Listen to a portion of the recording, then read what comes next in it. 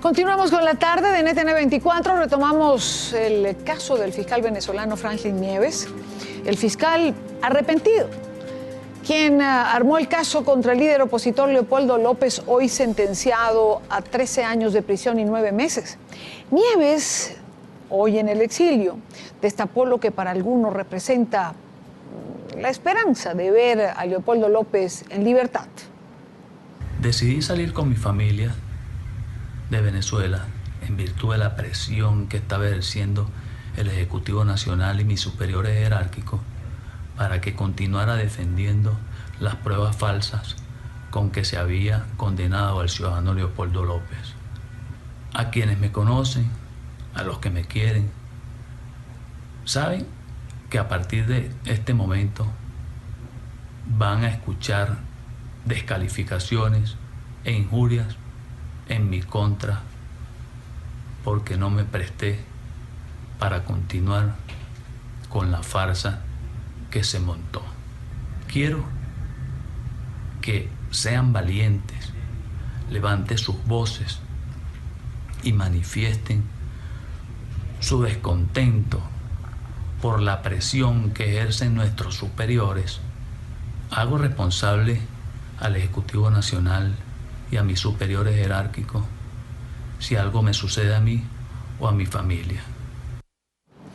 Esto es parte de lo que decía el fiscal Nieves en este video que se hizo viral en redes sociales. Para conversar sobre esto, quiero saludar a Blanca Rosa Mármol. Ella es magistrada emérita de la Corte Suprema de Justicia en Venezuela. Magistrada, un gusto tenerla con nosotros. Muy buena tarde, gracias por acompañarnos. Yo comienzo preguntándole, en un país normal, ¿qué tendría que suceder después de escuchar una declaración de este tipo? Muy buena tarde, bienvenida. Encantada de saludarte, Dania, y a todos los que integran tu audiencia. Sí, mira, en un país normal, que no es el caso, deberíamos estar todos solicitando la libertad de Leopoldo López, por una sentencia que es absolutamente nula, basada en una prueba falsa, como lo acaba de decir nada menos y nada más que el fiscal que actuó en el proceso como acusador en su caso.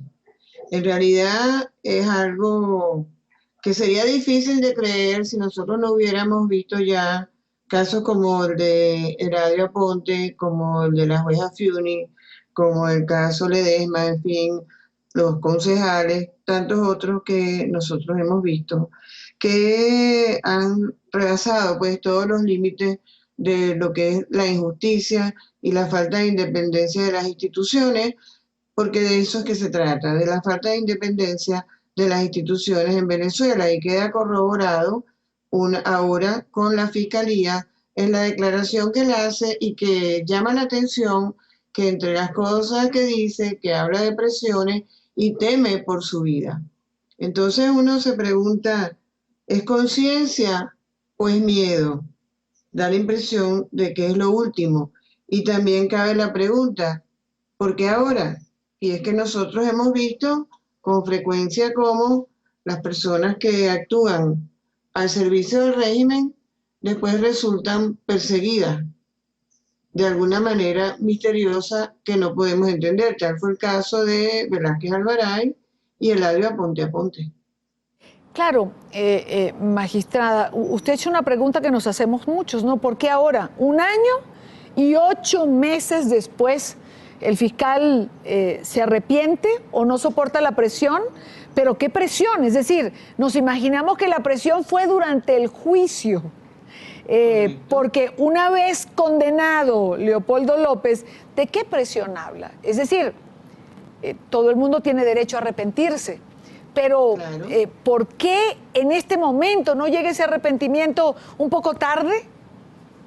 Sí, por eso yo te digo que ahí nos falta algo de información para poder comprender por qué a estas alturas, por qué de esta manera y por qué esa advertencia que le hacen con mucho énfasis de que teme por su vida y que si algo le sucede a él o a su familia, hace responsable al Ejecutivo venezolano. Es decir, algo pasó porque ahora, Idania, lo que viene en el proceso es la Corte de Apelaciones, es decir, la revisión de la sentencia, que de hecho había leído que está próxima a salir la sentencia. Ahora se le cambió completamente el panorama a esa Corte de Apelaciones porque tiene que tomar en consideración esto que está sucediendo con la confesión fiscal.